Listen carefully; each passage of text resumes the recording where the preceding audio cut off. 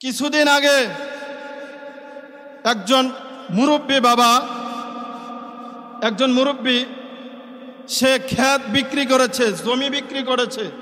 কেন করেছে? সে হজ করার জন্য সে জমি বিক্রি করেছে।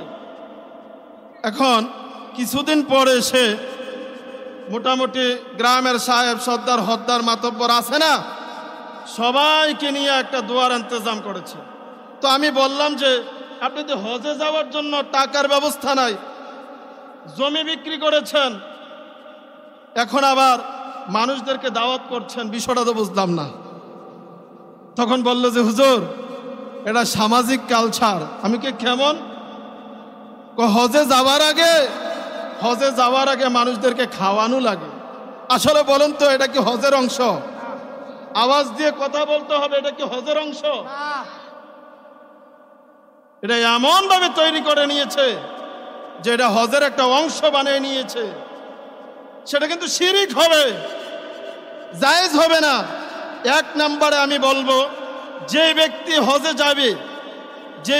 হজে যাইবে সে সর্বোচ্চ চেষ্টা করে, অনেক কষ্ট পরিশ্রম করে সে টাকা রোজগার করে, আস্তে আস্তে করে টাকা ইনকাম করে, জোগাড় করে হজে যাওয়ার জন্য চেষ্টা করে। ঠিক কিনা বলেন? যে ব্যক্তি হজে যাইবে তাকে আমি সর্বপ্রথম পরামর্শ দেব, আপনি হজে যাইবেন মানুষকে খুশি করানোর জন্য না, আপনি হজে যাইবেন একমাত্র আল্লাহ রাসূলকে খুশি করানোর জন্য। ঠিক কিনা বলেন? অতএব সমাজের মানুষ আপনাকে কি বলবে না বলবে সেই দিকে তাকানোর কোনো টাইম নাই। আর দ্বিতীয়ত হচ্ছে, সে অনেক মনের কষ্ট থেকে বলেছে আমাকে কথাটা, যে হুজুর, আজকে যদি মানুষদেরকে না খাওয়াইয়া যায় তাহলে বলবে যে এত তো হজে গেছে, কুত্তার ভেড়ে একটা দানা দিয়ে গেছে না। নাউজুবিল্লাহ বলবেন না? শব্দ কোথায় থেকে কোথায় নিয়ে আসছে। এই কাজগুলো আজকে কারা করছে? এই কাজগুলা থেকে আমাদেরকে সতর্ক হইতে হবে, সচেতন হইতে হবে। যেইটি করব, যেই কোনো কাজ করব, সেটা একমাত্র আমার আল্লাহর রাজি খুশির জন্য করব। ঠিক কিনা বলেন? আমি বাজার থেকে শুরু করে, ব্যবসা থেকে শুরু করে যত কর্ম করি না কেন, যেই কোনো কাজ করি না কেন, সমস্ত কাজ করব একমাত্র কার খুশির জন্য? আর একটা আওয়াজ দিয়ে বলেন, কার খুশির জন্য করব? আল্লাহ পাক যেন কবুল করে। আমরা সকলে বলি আমিন। মাইকে মনে হয় ডিস্টার্ব করতে আছে।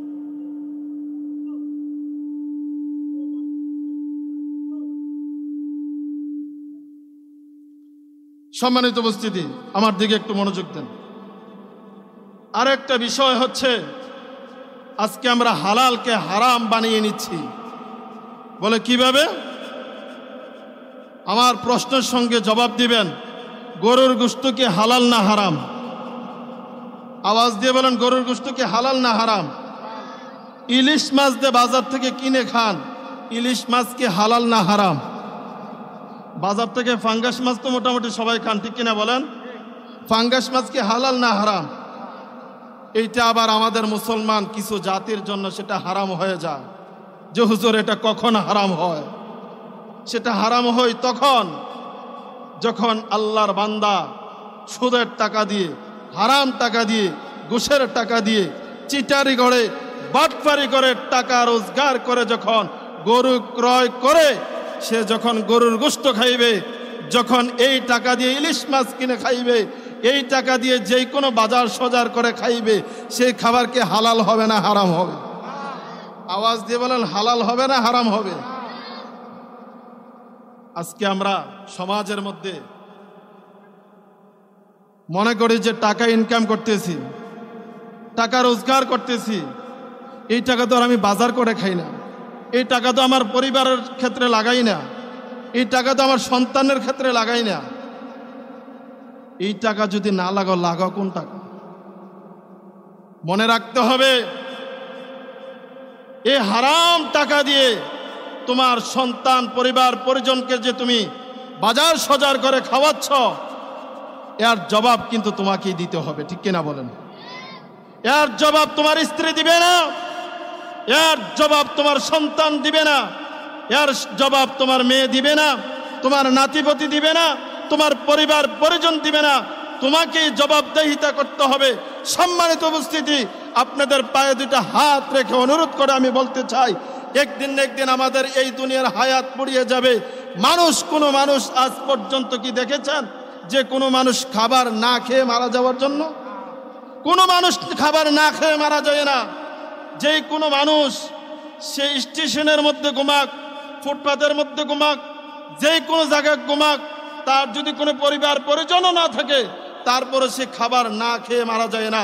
তার কারণ হচ্ছে আমার আল্লাহ তাআলা যখন আপনাকে আমাকে সৃষ্টি করেছেন, আপনার জন্য আমার জন্য রিজিক বরাদ্দ দিয়ে সৃষ্টি করেছেন, ঠিক কিনা বলেন?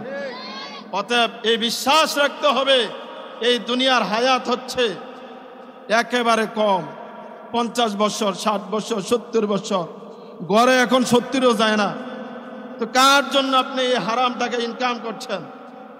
কার জন্য এই দুনিয়ার সব মায়া মমতার ভিতরে ডুবে আপনি সব কিছু শেষ করেছেন?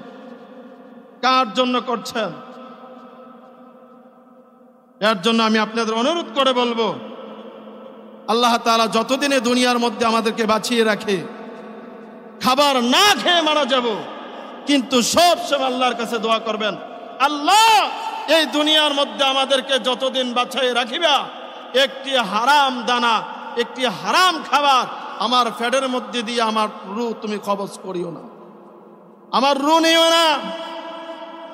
আপনার আমার মরণ সুন্দর হবে তখন যখন আপনার মৃত্যুর সময় আপনার মুখ দিয়ে কালিমা জারি হবে, লা ইলাহা ইল্লাল্লাহু মুহাম্মাদুর রাসূলুল্লাহ সাল্লাল্লাহু আলাইহি সাল্লাম যখন আপনার মুখ দিয়ে জারি হয়ে যাবে, তাহলে আপনার মৃত্যু সার্থক, ঠিক কিনা বলেন? এই দুনিয়ার শ্রেষ্ঠ বড়লোক হয়েছেন, কোটিপতি হয়েছেন, দন দৌলতের মালিক হয়েছেন, কিন্তু মৃত্যুর সময় আপনার মুখ দিয়ে কালিমা নসিব হয় নাই। আপনার মতো হতভাগা দুর্কফাল, পুরা কপাল দুনিয়ার মধ্যে আর কেউ হইতে পারে? এর জন্য চেষ্টা করবেন, খাবার খান আর না খান, চেষ্টা করবেন হালাল খাবার খেয়ে কবরের মধ্যে শোয়ার জন্য। সম্মানিত উপস্থিতি, আর একটা বিষয় আমি যে এই বিষয়টা বলবো, আমরা সাধারণভাবে, আমি বিভিন্ন জায়গায় এই বিষয়টা বলে থাকি, আমরা সাধারণভাবে নামাজ শুরু করি কখন? যুবক যারা আছে যখন পরীক্ষা সামনে আসে দৌড়ে যায় নামাজ পড়তে, ঠিক কিনা বলেন? এবং অনেক যুবক ভাইয়ারা আছে যখন বিদেশে যাইবে, আকামা লাগে না, বিভিন্ন সমস্যা চারদিক থেকে তাকে ঘেরাও করছে, তখন দেখা যায় সে দৌড়াইয়া নামাজে যায়, ঠিক কিনা বলেন? মানুষ যখন বিপদে পড়ে তাহলে নামাজে যায়, এর আগে কিছু সংখ্যক মানুষে নামাজে যায় নামাজ পড়ে, ঠিক কিনা বলেন? মসজিদের মধ্যে যখন আজান দেয় 5 ওয়াক্ত নামাজের মধ্যে, সর্বোচ্চ অনেক সময় দেখা যায় 1-2জন মানুষ লইয়া নামাজ পড়তে কষ্ট হয়। অনেক সময় দেখা যায় আজান তো অন্য মানুষটা পাওয়া যায় না মসজিদে। এই যে একটা বড় সমস্যা, যখন বিপদে পড়ি তখন নামাজে দৌড়ে যায়। এর জন্য আমাদের করণীয় কি? তখন আমার আল্লাহ তাআলা কোন দিকে তাকায়? এই বিষয়ে আমি একটা ঘটনা বলি আপনাদেরকে, বুঝতে সহজ হবে। এক আল্লাহর ওলি, সাফের দুশ্মনকে বলেন তো? সাফের দুশ্মন সাফুরিয়া, ঠিক কিনা বলেন? সাফের দুশ্মন হচ্ছে সাফুরিয়া দৌড়াচ্ছে সাপকে। সাপ দৌড়াইতে যাইয়া এক হুজুরকে পাইছে। আল্লাহু আকবার বলেন। ওই হুজুর হচ্ছে আল্লাহর ওলি। আল্লাহর ওলিকে পেয়ে বলতে আছে যে, হুজুর, আমার দুশ্মন সাফুরিয়া আমাকে দৌড়াচ্ছে, দয়া করে আপনি আমাকে একটু আশ্রয় দেন। আল্লাহু আকবার। আল্লাহর ওলিদের মন হচ্ছে সরল মন, নরম মন। আল্লাহর ওলি বলে যে, তুমি যাতে হচ্ছে সাপ, তোমাকে কি করে বিশ্বাস করি, তুমি যে আমার ক্ষতি করবা না? হুজুর, আমি আপনাকে ওয়াদা দিলাম আমি আপনার কোনো ক্ষতি করব। তো বলল যে, আচ্ছা ঠিক আছে, সরল মন। আল্লাহর ওলিদের মনের মধ্যে তার ফেজগেস নাই, ঠিক কিনা বলেন? এখন চিন্তা করলো যে তোমাকে কিভাবে আমি আশ্রয় দিতে পারি। হুজুর, আপনি হা করেন, আমি আপনার ফ্যাটের মধ্যে চলে যাই। কয় না, এটা কিভাবে সম্ভব? তুমি আমার হাতুলের তলে আসো। কোনা হুজুর হাতুলের তলে দিয়ে আমাকে আশ্রয় দিতে পারবেন না। তাহলে পাঞ্জাবের পকেটে আসো। কোনা হুজুর পাঞ্জাবের পকেটে রাখো, আমাকে আশ্রয় দিতে পারবেন না। তাহলে তোমাকে কি করার?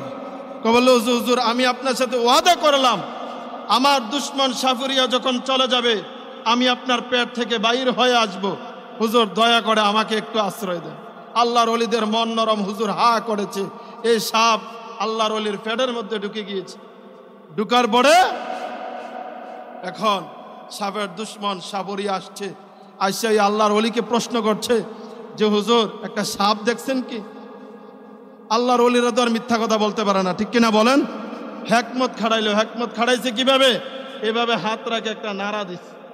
সাপের দুশ্মন সাফুরিয়া মনে করছে যে এই দিক দিয়ে মনে হয় সাপ চলে গিয়েছে। সাপের দুশ্মন সাফুরিয়া চলে গিয়েছে। এখন আল্লাহর ওলি বলতে আছে যে তোমার দুশ্মন সাফুরিয়া চলে গিয়েছে, এখন তুমি পেট থেকে বাইর হয়ে আসো। ওই সময় সাপ ডাক দিয়ে বলে যে হুজুর জীবনে কত কিছু খাইলাম, মানুষের কলিজা কোনোদিন খাই নাই, অতএব আজকে আপনার কলিজা খেয়ে মানুষের কলিজা খাওয়ার যাত্রা করব। নাউজুবিল্লাহ বলেন। আপনার কলিজা খেয়ে যাত্রা করব, শুরু করব। এই মুহূর্তে বলেন তো এই আল্লাহর ওলির কি করণীয়? এই মুহূর্তে আল্লাহর ওলি আল্লাহর দরবারে দুইটা হাত উত্তোলন করে বলল, আল্লাহ এমন একটা বিপদের মধ্যে আমি পড়েছি, যে বিপদের মধ্যে দুনিয়ার কোনো ডাক্তার, দুনিয়ার কোনো কবিরাজ আমাকে এই মুহূর্তে সাহায্য করতে পারবে না, আমাকে রক্ষা করতে পারবে না। আল্লাহ মেহেরবানি করে এই তো বড় ধরনের বিপদ থেকে আমাকে রক্ষা করো, মুক্তি দাও। আল্লাহ তাআলা জিবরাইল আলাইহিস সালাতু ওয়াস সালামকে ডাক দিয়ে বললেন, জিবরাইল অমুক জায়গার মধ্যে আমার একজন বান্দা বিপদের মধ্যে পড়েছে, তার আমল নামার খাতাটা তুমি উল্টাইয়া দেখো কোন অবস্থায় আছে আমল নামার খাতা। জিবরাইল আলাইহিস সালাতু ওয়াস সালাম সঙ্গে সঙ্গে ওই আল্লাহর ওলির আমল নামার খাতা উল্টাইয়া দেখে যে এই আল্লাহর ওলির আমল নামার মধ্যে গুনার মধ্যে একটি গুনাও নাই, আমল নামার সওয়াবের মধ্যে ভরপুর সওয়াব। সুবহানাল্লাহ বলে। জান্নাতের বাগানের মধ্যে দেখে যে এই আল্লাহর ওলির নামে, এই আল্লাহর ওলির নামে জান্নাতের বাগানের মধ্যে তার নামে অসংখ্য গাছ। আল্লাহু আকবার বলেন। তার নামে অসংখ্য গাছ। আল্লাহর কাছে ডাক দিয়ে বলে, আল্লাহ তোমার এই বান্দার গুনার মধ্যে একটি গুনাও নাই, তার জান্নাতের বাগানের মধ্যে তার নামে অসংখ্য গাছ রয়েছে। সুবহানাল্লাহ বলেন। আল্লাহ তাআলা জিবরাইল আলাইহিস সালাতু ওয়াস সালামকে ডাক দিয়ে বলে, জিবরাইল এই জান্নাতের বাগান থেকে কিছু পাতা নিয়ে ডলে এই আল্লাহর ওলির মুখের মধ্যে তুমি দিয়ে আসো। সুবহানাল্লাহ। যেই মাত্র এই জান্নাতের বাগান থেকে কিছু পাতা ডলে আল্লাহর ওলির মুখের মধ্যে দিল, আর ওই রসটুকু যখন চিপে চিপে খাইল, পায়খানার সঙ্গে ওই সাপ হজম হয়ে বাইর হয়ে আসছে। আল্লাহু আকবার বলেন। সম্মানিত উপস্থিতি, এই কথা দ্বারা আমরা কি শিক্ষা নিতে পারি? বিপদে পড়লে যে দৌড়াইয়া মসজিদে যাইবেন, তখন কিন্তু আমার আল্লাহ ওই গোড়ার মধ্যে দেখবো, জায়গা মতো দেখবো। দুনিয়ার মধ্যে যখন নেতার কাছে যখন যান, নেতা দেখে যে আগে তার লগে আমার ভালো সম্পর্ক আসতো নি, তার লগে কোনো দুশ্মনী আসতো নি, চাই কি চায় না বলেন? ঠিক আমার আল্লাহ তাআলা ওই গোড়ার মধ্যে যখন বিপদে পড়বেন, আমার আল্লাহ সরাসরি ওই আপনার আমল নামার খাতা দেখে। অতএব আমাদেরকে মরার আগে মরতে হবে, ঠিক কিনা বলেন? বিপদে পড়ার আগে সচেতন হইতে হবে, ঠিক কিনা বলেন? সম্মানিত উপস্থিতি, সময় নাই, আজান দিয়ে দিয়েছে। আমি আপনাদের পায়ের মধ্যে দুইটা হাত রেখে অনুরোধ করে বলবো, আল্লাহ তাআলা আমাদেরকে দুনিয়ার মধ্যে যতদিনই বাছাই রাখে, আল্লাহ তাআলা যেন আমাদের সকলকে সঠিক রাস্তার উপর ইস্তেকামাত থাকার তৌফিক দান করে। আমরা সকলে বলি আমিন। আজকে মাহফিলকে জড়িয়া করে যেন আল্লাহ তাআলা, বিশেষ করে আল্লাহ তাআলা হাজী হাসমত আলীর কবরের আযাব যেন আল্লাহ তাআলা কিয়ামত পর্যন্ত মাফ করে দেয়। আমরা সকলে বলি আমিন। তাকে জড়িয়া করে যেন এই পুরা মহিষপাড়া গ্রামের মধ্যে যত মুসলমান নরনারী আল্লাহ তাআলার ডাকে সাড়া দিয়ে কবর দেশে চলে গিয়েছে, প্রত্যেকের কবরগুলোকে যেন আজকে মাহফিলকে জড়িয়া করে আল্লাহ তাআলা সকলের কবরের আযাব মাফ করে দেয়। আমরা সকলে বলি আমিন। এই বলে আমার সংক্ষিপ্ত আলোচনা শেষ করেছি।